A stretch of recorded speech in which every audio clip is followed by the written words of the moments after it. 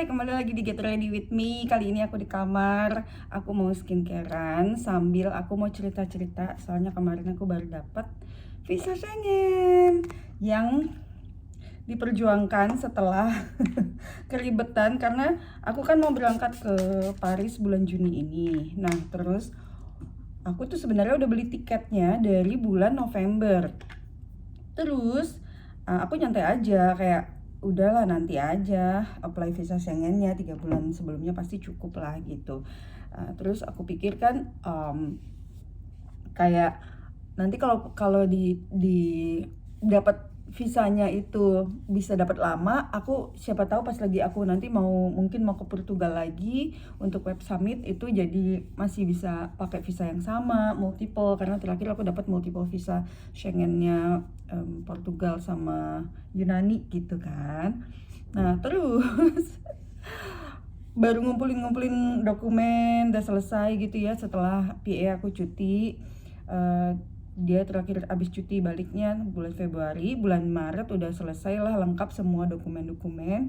Nah pas lagi mau apply bulan Maret itu ternyata jadwal untuk dapet wawancara visa untuk kedutaan Perancis ternyata udah full sampai bulan Juli. Jadi karena udah full sampai bulan Juli, otomatis nggak mungkin dong apply lagi di kedutaan Perancis. Padahal kan ya karena berangkatnya bulan Juni, sementara dia baru bisanya paling cepat bulan Juli gitu ya. Jadi akhirnya aku karena panik terus aku nanyalah ke Instagram, ke follower. Ya ternyata banyak yang mengalami hal yang sama dan beberapa menyarankan lewat negara-negara yang lain dengan syarat nanti pas itinerary-nya dibikin lebih lama di negara itu gitu. Ya udahlah aku cari-cari itu kan untuk ke beberapa negara. Aku pertama cari yang buat Yunani dulu karena kan aku udah pernah 2 kali dapat visa Yunani di sana. Terus ternyata ya visa Yunani sama aja gitu penuhnya. Dan memang kalau visa Yunani itu agak ribetnya karena dia mesti pakai legalisir Kemenkumham gitu untuk segala SPT kita, untuk surat-surat legalitasnya harus dilegalisir lah sama Kemenkumham. Nggak tahu ya sekarang masih atau enggak, kemarin aku belum sampai sedetil itu, yang penting kemarin aku ngecek jadwalnya aja gitu. Nah terus oke, Yunani pas lewat, terus Portugal aku cek juga waktu itu udah full. Kemudian temanku si Ica Anisas itu dia bilang lewat Denmark gitu. Lewat Denmark pun sama full juga.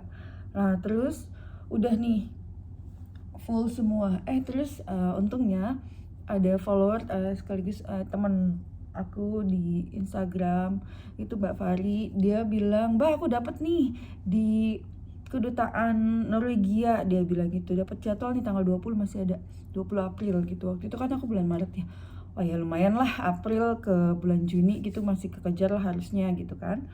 Ya udah aku langsung apply aja yang untuk bukan apply ya, bikin janji untuk interview, untuk appointment, bikin appointment dulu. Nah jadi salahnya aku itu padahal kan aku udah pernah dapat visa Schengen dari 3 kali kan, dan yang sebelumnya tuh aku udah belajar banget bahwa kalau mau dapetin visa Schengen yang pertama dilakukan tuh bukan ngumpulin dokumennya dulu, harusnya kita tuh booking jadwal dulu. Itu yang paling penting, booking jadwal sejak awal. Jadi 6 bulan sebelum keberangkatan tuh kita udah bisa booking jadwal appointment kita untuk ke apply visa gitu. Jadi itu dulu sebenarnya yang penting teman-teman ya. Jangan ngumpulin dokumennya dulu kayak aku kemarin ini barusan. Dulu waktu yang Yunani padahal aku udah baca-baca dan segala macam, aku ikutin tip itu, tapi entah kenapa aku lupa.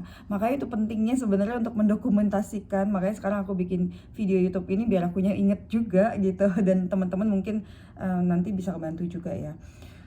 Jadi intinya book appointment dulu, pastikan dapat appointment untuk janji bikin visa gitu ya.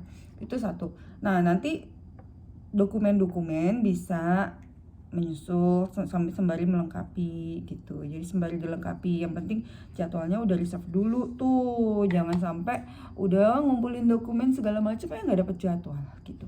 Nah anyway, akhirnya kan aku dapet nih jadwal yang di kedutaan Norwegia ini. Jadi syaratnya gini, kalau kita mau apply lewat negara lain, bukan negara yang awalnya kita tuju, itu adalah ini syarat mutlak ya, bahwa kita bakalan spend paling lama di negara itu, di itinerary-nya gitu ya.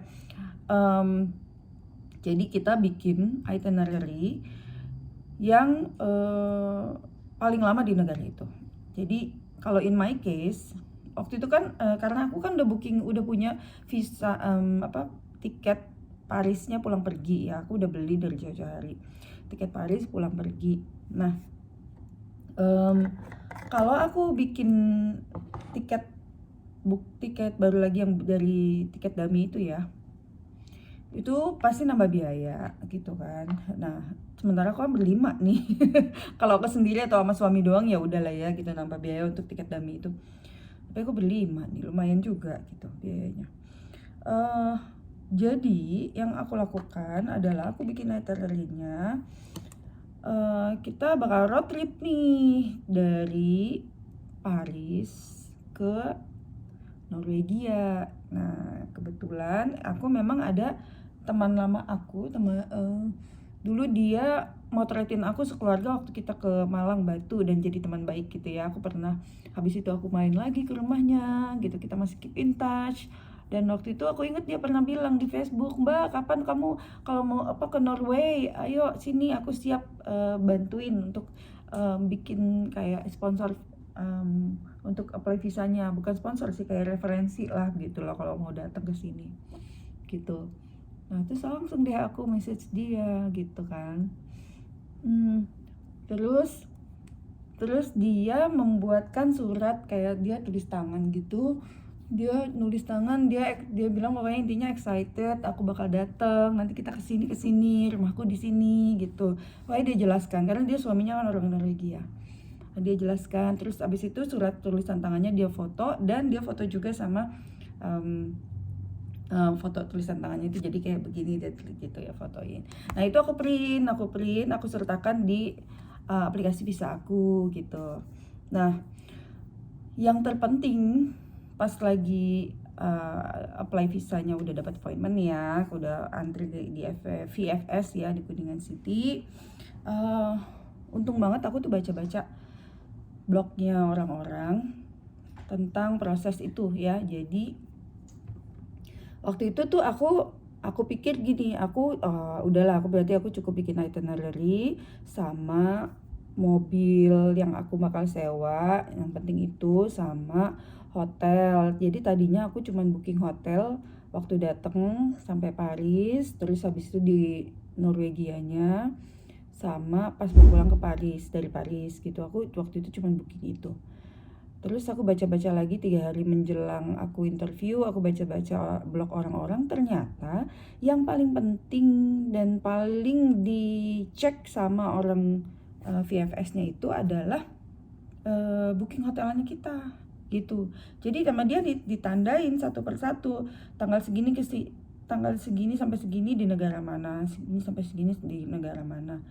Nah waktu itu H-3 aku langsung buru-buru aku lengkapin booking, semuanya booking lewat booking.com ya, karena itu kan udah pasti tahu lah ya, karena kalau booking.com itu bisa free cancellation, enaknya begitu.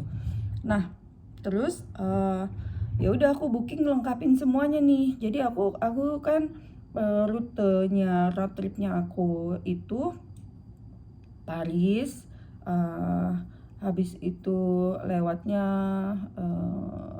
kok aku lupa ya, Oslo, terus habis itu Copenhagen, kalau nggak Copenhagen, Oslo, ada Denmarknya juga gitu.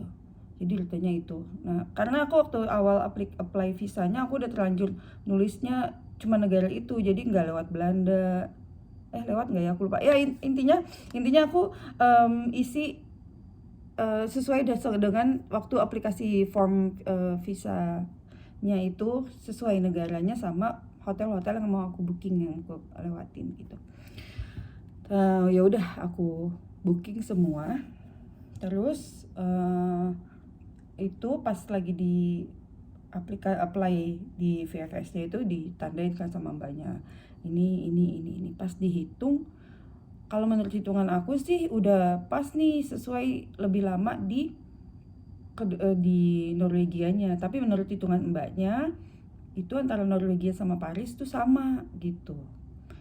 Aku kan nggak mau berdebat dong karena nanti dipersulit gitu kan, jadi ya udah aku langsung tanyakan nih solusinya gitu. Jadi aku nggak mau tuh tip juga ya buat teman-teman, kalau misalkan menurut mbaknya A gitu, menurut kita B, ya selama masih ada jalan keluar tengah-tengahnya, mendingan fokus di situ, di jalan keluar tengah-tengahnya, daripada kita mendebat yang ada nanti malah makin sulit jalannya gitu kan. Jadi aku langsung tanyain, oh gitu ya mbak, nah kira-kira baiknya gimana ya mbak, apa aku masih bisa revisi ya mbak ya gitu. Boleh bu kalau mau direvisi, dia bilang gitu. Oh oke, aku revisi ya, bisa sampai jam berapa mbak kalau hari ini gitu. Dia bilang kita istirahat jam 12, tapi kalau bisa ibu balik lagi segini sebelum jam 11. Kalau misalkan lewat dari itu nanti ibu bisa balik lagi ke sini jam 1 gitu. Oh oke, waktu itu aku kan dari jam 9 pagi, aku pertama banget pagi. Oke mbak, aku revisi dulu ya, nanti aku balik ke sini lagi jam 11 ya mbak, aku bilang gitu. Aku mintalah notesnya itu bahwa kita bakalan balik jam 11. Kalau nggak minta note itu kita harus ikut ngantri sama yang aplikan yang lainnya gitu. Kalau kita udah minta note itu, kita bisa langsung masuk aja. Jadi itu yang penting ya, kalau misalkan ada dokumen yang kurang atau apa, minta notesnya aja. Kita balik jam berapa supaya kita nggak antri lagi, karena antrinya panjang banget loh. Nah udah nih ya, jadi langsung tuh kita berlima kan, karena semuanya kan harus datang gitu kan untuk biometrik. Jadi kita berlima, ya udah langsung cepet-cepet itu kita ngerjain di Starbucks di bawah tuh ya. Udah aku kerjain, aku ubah bookingannya, aku sesuaikan dengan itinerary yang lebih lama di Norwegia. Jadi intinya aku tambahin Norwegianya satu malam aja gitu. Yang penting lebih lama Norwegianya dari si Parisnya itu. Udah, jadi selesai itu ya. Terus harus ngeprint ada di VFS-nya ada, meskipun mahal ya. Jadi kalau teman-teman ya kalau lupa aja lah ya, oke lah. Atau lupa fotokopi, di situ ada fotokopinya juga gitu. Mahal sih. Itu good business sih. Nah, jadi tapi daripada kita keluar lagi bayar parkir lagi gitu-gitu kan, jadi udahlah ke print di situ aja. Nah anyway, jadi kita balik lagi pas sebelum jam 11, kita udah balik lagi ke sana. Terus dia gitu dicek sama mbaknya, oke semuanya resolve gitu ya. Norwegia lebih lama, paling lama di situ. Terus udah cek semuanya beres, semuanya lengkap. Aku sertain juga SIM internasional suamiku, karena kan temanya kita mau road trip gitu ya, udah pasti penting. Meskipun nggak diminta, tapi langsung sertakan aja kalau aku sih gitu. Semakin lengkap semakin baik gitu, asalkan masih relevan ya. Jadi nggak perlu STNK mobil kita dibawa juga gitu kan, nggak relevan gitu. Karena kan nggak pakai mobil kita ke sananya. Jadi intinya dokumen apapun pendukung yang menurut kita relevan sama aplikasinya itu sebaiknya dibawa aja gitu. Udah semuanya dilengkapin sesuai ya sama dokumen-dokumen apa aja yang diminta. Itu nanti teman-teman bisa cek ya di kedutaannya masing-masing sama dokumen-dokumen pendukung. Terus udah habis itu biometrik prosesnya lumayan lancar. Intinya kalau kita bekerja sama dengan baik sama petugasnya pun pasti akan juga kooperatif sama kita gitu. Jadi kita mempermudah kerjaan mereka mempermudah urusan kita juga. Intinya seperti itu sih teman-teman, jangan sampai kitanya main ngotot terus ya merekanya juga merasa ini tugas mereka hanya melaksanakan tugas nih, mereka juga nggak ada intention untuk mempersulit kita gitu. Nah mereka tuh mau semuanya comply dengan ya rules yang diberikan oleh kedutaan kan gitu ya. Jadi intinya kita tuh fokus di solusi, nggak usah diperdebatkan, jangan di apa-apa enggak mbak gini gini gini, itu udah rugi, nggak ada yang win-win, dianya kesel kitanya juga kesel kan gitu kan. Jadi mendingan fokus cari di solusi. Intinya waktu itu langsung resolve, udah sampai terus biometrik dan segala macam. Udah deh, habis itu aku pulang dapat dikasih resipnya nih, dibilang bu nanti akan di telepon ya sama ini, nanti ibu tinggal bawa ini aja, resip ini aja kalau mau ambil, karena kita satu aplikasi dan ya, semuanya ada hubungan darah sama aku kan, anak, ibu kandung sama suami ya, itu bisa aku ya aja ngambil tanpa surat kuasa gitu. Terus nomornya jangan lupa di save. Nah karena nanti akan ditelepon kan dari kedutaan, terus aku kasih backup juga nomornya PA aku, karena kan aku udah tahu nih, aku tuh handphoneku tuh jarang, bahkan aku auto block nomor-nomor yang gak dikenal. Jadi nomor-nomor yang gak dikenal tuh gak bakal masuk handphone aku, makanya aku nggak pernah jawab gitu kan. Nah jadi aku udah save dulu gitu, nah just in case aku miss, jadi aku kasih backup nomor si PA ku. Nah untung aja aku kasih backup nomor PA ku, karena kemarin pas kedutaan nelpon aku pas lagi pasang bulu mata nih. Gitu, jadi pas pasang bulu mata aku sambil dengerin earphone sih gitu, tapi tetap ternyata aku nge-save-nya bukan salah ya, misformasinya tuh harusnya kan aku nge-save-nya 021 bla bla bla gitu ya. Aku nge-save-nya 6221 bla bla bla. Yang muncul pas lagi call itu 021 bla bla bla itu kan. Jadi tetap auto reject di handphone aku. Jadi aku nggak ngeh gitu, nggak tahu kalau ada panggilan itu. Untungnya ada nomor PA aku. Nah, selesai aku pasang bulu mata itu, PA aku ngasih tahu, Bu, barusan dapat telepon dari kedutaan Norwegia, visanya sudah bisa diambil gitu. Jadi aku happy banget pas selesai habis tidur, bangun aku buka WhatsApp tuh kayak happy banget gitu.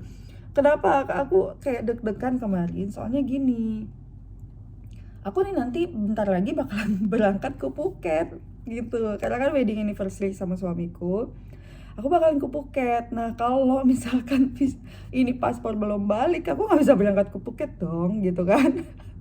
Jadi aku tuh kemarin kayak aduh berdoa, asli aku tuh kemarin ya bener-bener berdoanya khusuk banget, khusuk bahwa semoga, dan aku berdoanya spesifik gitu, bukan berarti kita nyuruh-nyuruh Tuhan ya, tapi maksudnya gini, kita kan udah usaha nih, usaha tuh nggak bakal dipermudah juga kalau yang di atas tuh kan belum bisa merestui gitu ya, ngasih jalannya.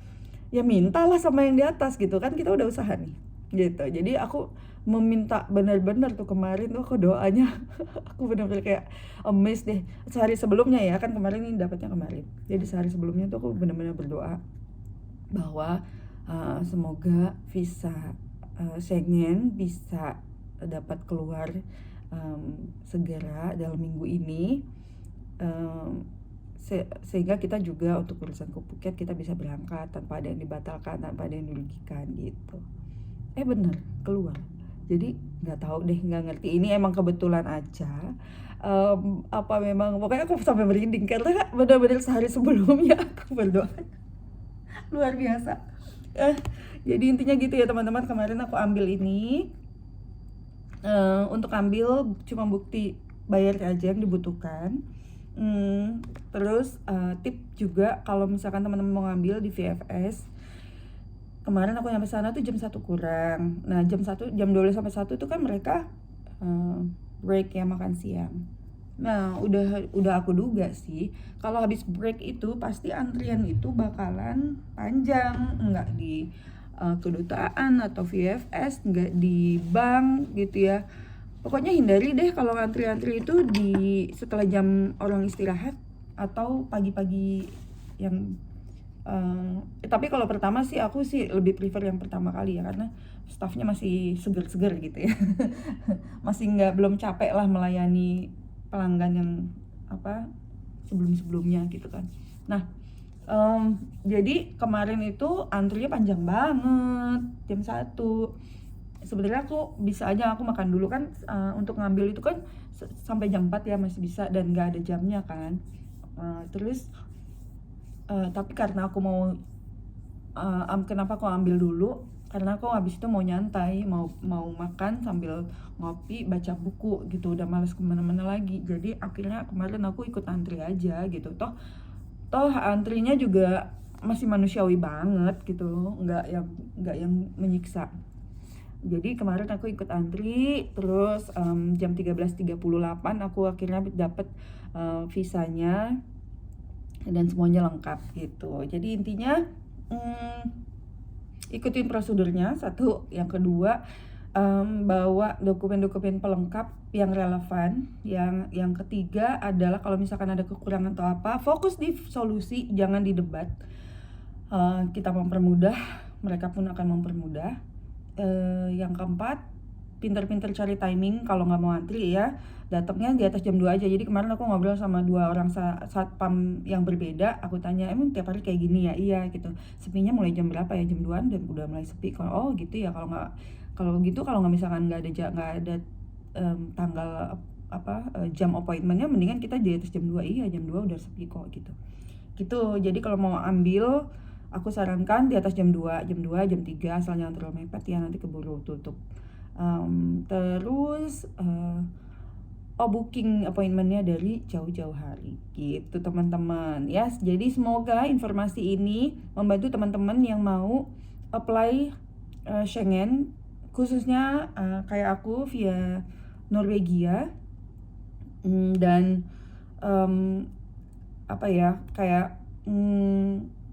kalau bisa juga teman-teman riset sebanyak-banyaknya, nggak hanya melalui video ini aja, karena pasti banyak yang aku miss juga.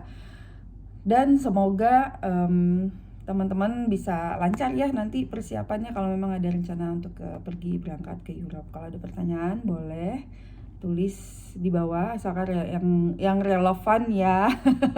Selagi masih bisa di Google dulu. Kalau misalkan tidak temu di Google atau di ChatGPT, bisa tanya ke sini yang mungkin kira-kira sesuai sama pengalamannya aku akan bantu jawab sesuai yang pengalamannya aku aja. Mudah-mudahan itu bisa menjawab dan membantu, dan juga video ini sekaligus supaya aku tidak lupa lagi prosesnya. Jadi nanti di masa depan kalau aku butuh apply visa Schengen lagi, aku bakal tonton videoku sendiri supaya aku nggak lupa.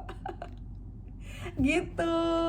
Jadi sekianlah cerita visa Norwegia aku, visa Schengen melalui kedutaan Norwegia. Terima kasih sudah menonton video amatir ini. Semoga bermanfaat. Bye.